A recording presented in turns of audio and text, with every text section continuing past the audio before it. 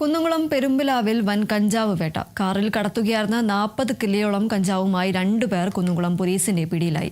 പ്രതികൾ സഞ്ചരിച്ചിരുന്ന കാറുകൊണ്ട് പോലീസ് ജീപ്പിൽ ഇടിപ്പിച്ച് രക്ഷപ്പെടാനും പ്രതികൾ ശ്രമിച്ചു.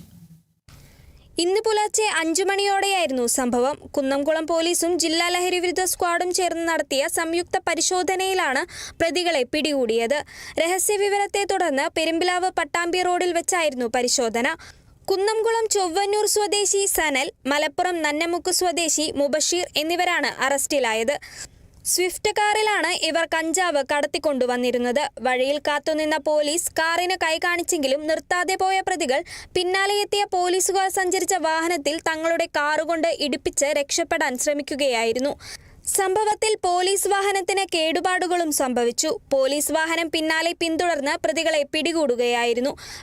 പിടിയിലായ പ്രതികളിൽ നിന്നും 40 കിലോയോളം കഞ്ചാവ് കണ്ടെടുത്തു. ബാംഗ്ലൂരിൽ നിന്നാണ് കഞ്ചാവ് കൊണ്ടുവന്നതെന്ന് പ്രതികൾ മൊഴി നൽകിയിട്ടുണ്ട്. പിടിയിലായ സനൽ കുന്നംകുളം പോലീസ് സ്റ്റേഷനിലെ ആന്റി സോഷ്യൽ ലിസ്റ്റിൽ ഉൾപ്പെട്ടയാളാണ്. നിലവിൽ പ്രതികൾ പോലീസ് കസ്റ്റഡിയിലാണ്.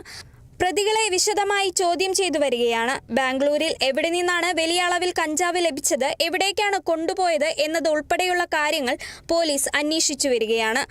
പ്രതികളുടെ മൊബൈൽ കോൾ രേഖകളും പോലീസ് പരിശോധിക്കുന്നുണ്ട്. Kerala vision news, Thrissur.